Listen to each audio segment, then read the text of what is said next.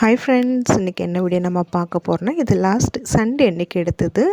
ஊருக்கு போயிருந்தேன் இல்லைங்களா, அப்போ அங்கே எடுத்த வீடியோஸ் தான். அன்றைக்கி வந்து பார்த்திங்கன்னா காலையிலே ஒரு 6:30 மணிக்கெலாம் வந்து மாமியார் வீட்டிலேருந்து கிளம்பியாச்சு ஊருக்கு. நேற்று ஒரு சிஸ்டர் கூட வந்து கமெண்ட் பண்ணியிருந்தாங்க, நீங்கள் எதுக்காக ஊருக்கு போனீங்கங்கிற ரீசனை சொல்கிறேன், நீங்களே சொல்லவே இல்லைன்னு கூட வந்து கமெண்ட்டில் கேட்டிருந்தாங்க.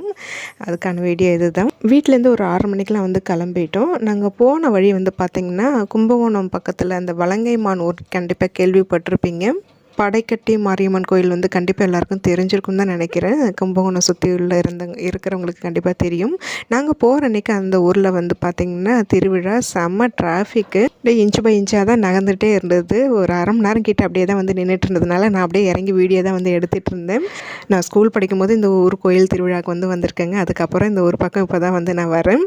இந்த கோயிலோட சிறப்பு வந்து பார்த்திங்கன்னா பாடைக்காவடி எடுக்கிறது தாங்க தனி சிறப்பு. என்னால் வந்து வீடியோ கிட்டக்கு போய் கிளியராக எடுக்க முடியல. வீடியோவில் உங்களுக்கு பார்க்கும்போதே தெரியும். ஒரு 4 பேர் வந்து பாடை கட்டி சுமந்துட்டு போகிறாங்க இல்லைங்களா.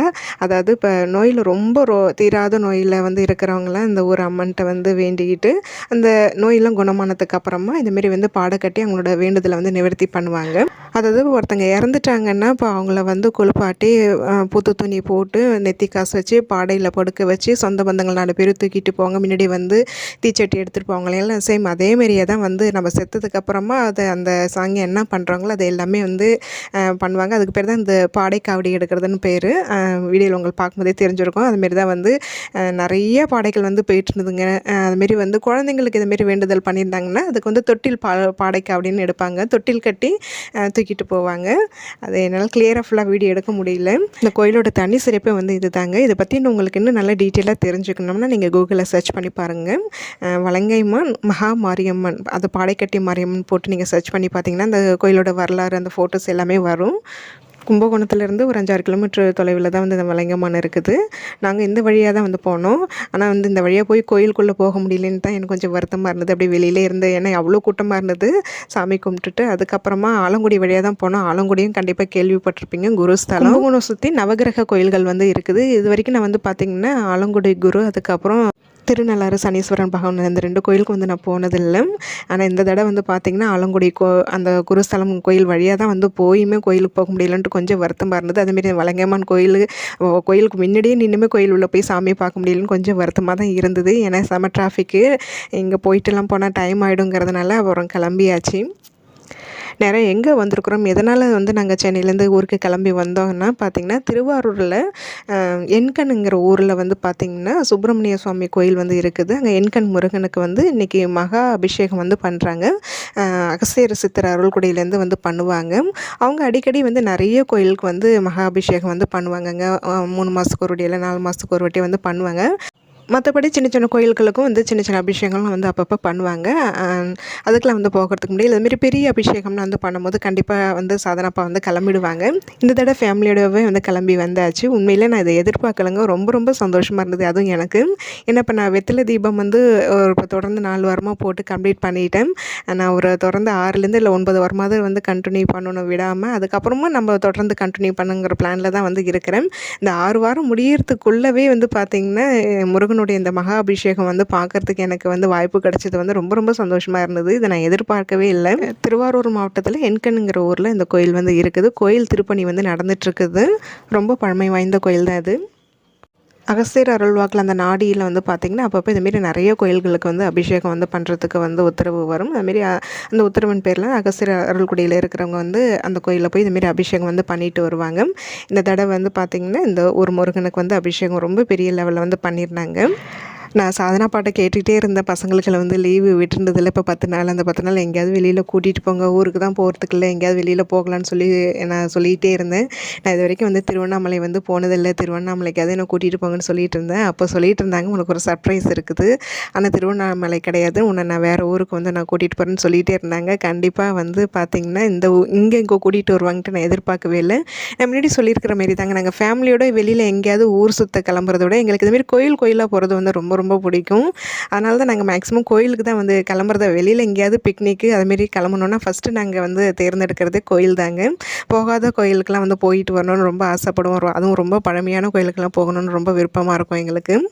அப்புறம் 2 வாரங்கும்போது தான் வந்து சொன்னாங்க. அதுவும் வந்து பார்த்திங்கன்னா அந்த டைமில் வந்து வேலை எப்படி இருக்குதோ அதுக்கு தகுந்த மாதிரி தான் வந்து கிளம்ப முடியும். ஆனால் நீ இதே ஆசையிலே வந்து இருந்துகிட்ருக்காத, கிளம்புறதுக்கு நாள் வரைக்குமே வந்து நான் எதுவுமே கன்ஃபார்ம் பண்ண முடியாதுன்னு தான் வந்து சொல்லிகிட்டு இருந்தாங்க.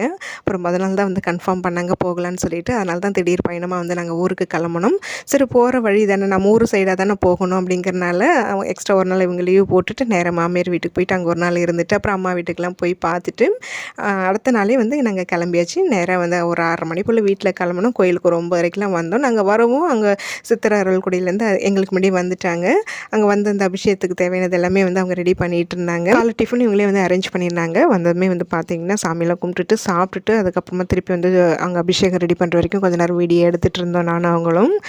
பார்த்திங்கன்னா ரொம்ப விசேஷமாக அந்த அபிஷேகம் வந்து ரொம்ப பண்ணியிருந்தாங்க. அதாவது மகா அபிஷேகம்னு வந்து சொல்கிறேன் இல்லைங்களா, ரொம்ப சிறப்பாக தான் வந்து பண்ணுவாங்க.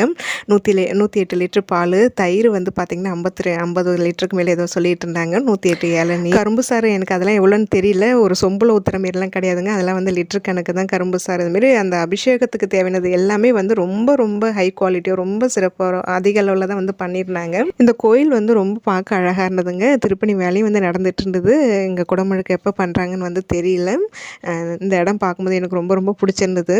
அப்புறம் இந்த கோயிலில் இருக்கிற முருக பகவானோடைய சிறப்பு வந்து என்னென்னு பார்த்தீங்கன்னா, இந்த சிற்பத்தை வடித்த சிற்பிக்கு வந்து கையில் கட்டவர்களும் கிடையாது, கண் இல்லாமல் தான் இந்த முருக பகவானோட சிற்பத்தை வந்து வடிவமைச்சிருக்காரு. இந்த கோயிலோட தல வரலாறு, இந்த சிற்பம் வடித்த கதையை வந்து படிக்கும்போது அவ்வளோ இன்ட்ரெஸ்டிங்காக இருந்தது. நீங்கள் வேணும்னா கண்டிப்பாக வந்து நீங்கள் கூகுளில் சர்ச் பண்ணி படித்து பாருங்கள். இன்ட்ரெஸ்டிங்காக இருக்கும். ரொம்ப நல்லா இந்த வரலாறு இந்த வீடியோ ஃபுல்லாக என்னால் சொல்ல முடியாது. ஏன்னா நான் வீடியோ எடுத்தது கம்மியாக தான், டைமிங் கம்மிங்கிறனால நீங்கள் அதில் கூகுளில் சர்ச் பண்ணி பாருங்கள். கடைசியில் எல்லோரும் வந்து சாப்பிட்டுட்டு இருந்தாங்க டிஃபன் தான். நாங்கள் அப்படியே வந்து சாமி கும்பிட்டுட்டு கோயில் சுற்றிட்டு இருக்கும்போது இது வீடியோ எடுத்தது தான். அதுக்கப்புறமா தான் நாங்கள் போய் வந்து சாப்பிட்டோம். சாப்பிட்டுட்டு அதுக்கப்புறமா வந்து பார்த்திங்கன்னா அபிஷேகம் ஸ்டார்ட் பண்ணுறதுக்கு முன்னாடி வந்து பூவெலாம் நிறைய எடுத்துகிட்டு வந்திருந்தாங்கங்க. இந்த செண்பகப்பூ, மல்லி, அரளி, கனகாமரம், எல்லா வகையான பூட்களும் வந்து எடுத்துகிட்டு வந்திருந்தாங்க. உதிரியாகவும் எடுத்துகிட்டு வந்திருந்தாங்க, மாலை கட்டியும் எடுத்துகிட்டு வந்திருந்தாங்க. உதிரியாக இருந்ததெல்லாம் அகஸ்தியர்குடியிலேருந்து வந்தவங்க நாங்கள் எல்லாருமே வந்து உட்காந்து ஒன்றா உட்காந்து கட்டிகிட்டு இருந்தோம். அதுக்கப்புறமா அபிஷேகம் ஸ்டார்ட் பண்ணாங்க. அபிஷேகம் கரெக்டாக வந்து 1 மணி நேரத்துக்கு மேலே வந்து போச்சுங்க.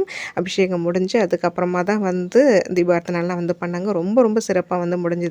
அபிஷேகம் முடிஞ்சு அலங்காரம் பண்ணுற வரைக்கும் சும்மா வெளியில் தான் வந்து உட்காந்துருந்தோம். அந்த இளநீலாம் வந்து வெட்டினாங்க இல்லைங்களா, அது அபிஷேகத்துக்கு வெட்டின இளநீலாம் வந்து எல்லாருக்குமே அந்த வெட்டிய உள்ளே இருக்கிற அந்த தேங்காயெல்லாம் வந்து எல்லாருக்கும் எடுத்து கொடுத்துட்டு இருந்தாங்க.